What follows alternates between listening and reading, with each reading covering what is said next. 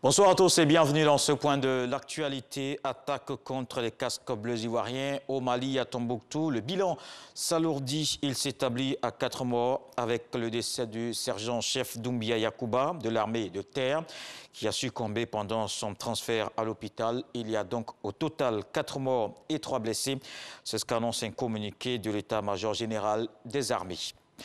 Le directeur général des impôts explique les nouvelles mesures aux journalistes. Ouattara Aboussi a animé ce jeudi une conférence de presse. Il donne des détails sur les nouvelles dispositions contenues dans l'annexe fiscale 2021. Plusieurs dispositions au centre de nombreuses polémiques ont pu ainsi être explicitées. Le directeur général de cette régie financière souhaite que les médias contribuent à une meilleure compréhension de ces mesures et à véhiculer la bonne information. Demain, 15 janvier, le prix du pain reste inchangé. Alors que quelques médias avaient annoncé une augmentation, la baguette garde donc son coût habituel, c'est-à-dire 150 francs CFA. Une décision prise suite à une rencontre d'échange entre Souleymane Diarra-Souba, ministre du Commerce, et les patrons artisans, boulangers et pâtissiers de Côte d'Ivoire. Walter Amadou Ouattara.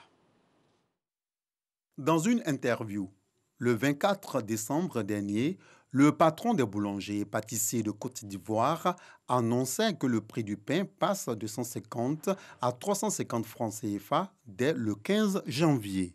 Ce jeudi 14 janvier 2021, le ministre du Commerce et de l'Industrie a rencontré 3 organisations. La Fédération interprofessionnelle des patrons artisans boulangers et pâtissiers de Côte d'Ivoire, présidée par Marius Abeille, à ses côtés, Youssouf Bari, président de la coordination professionnelle des boulangers et pâtissiers de Côte d'Ivoire, et Koulibaly Amadou, du haut patronat de la boulangerie et pâtisserie de Côte d'Ivoire.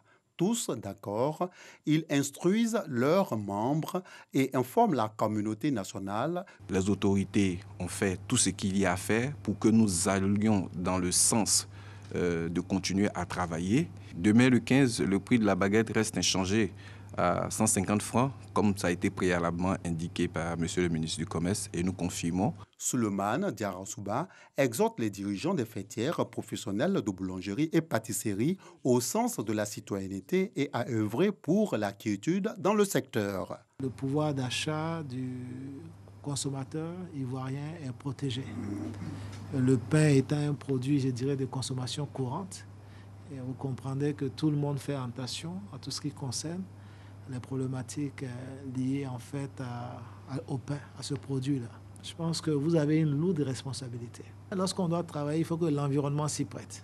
Voilà. Si l'environnement n'est pas propice, vous comprendrez que souvent il est difficile de prendre des décisions qui sont des décisions structurantes qui vont dans l'intérêt général en fait.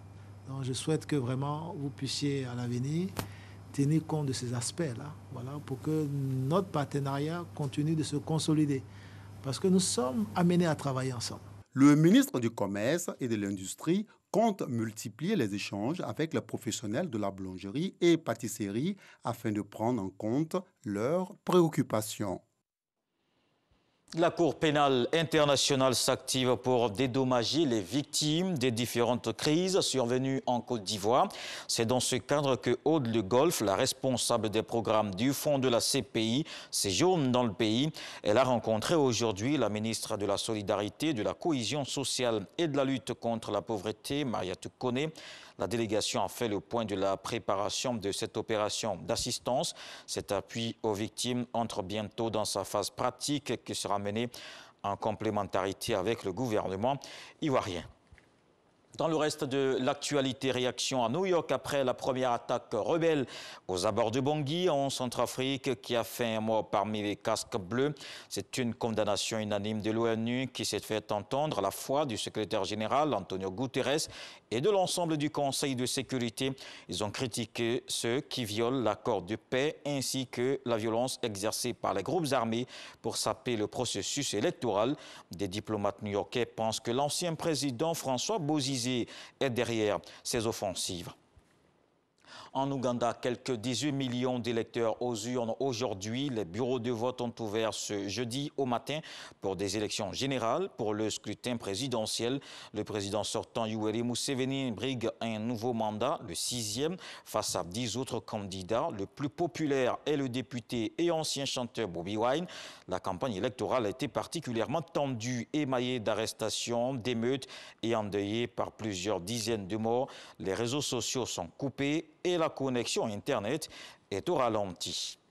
On termine avec cette réunion d'urgence à l'Organisation mondiale de la santé. Le comité d'urgence doit se réunir aujourd'hui. L'OMS se penche sur les nouveaux variants du coronavirus. Leur propagation inquiète les autorités dans le monde. La Chine, qui avait maîtrisé l'épidémie, a recensé son premier cas de décès aujourd'hui. Une équipe d'experts de l'OMS est arrivée ce jeudi dans le pays, à Wuhan, où le virus a pour la première fois été signalé fin 2019. Ces 10 scientifiques sont chargés de remonter aux origines de la maladie. À suivre tout de suite les infos régionales. Je vous donne rendez-vous à 20 h pour la grande édition.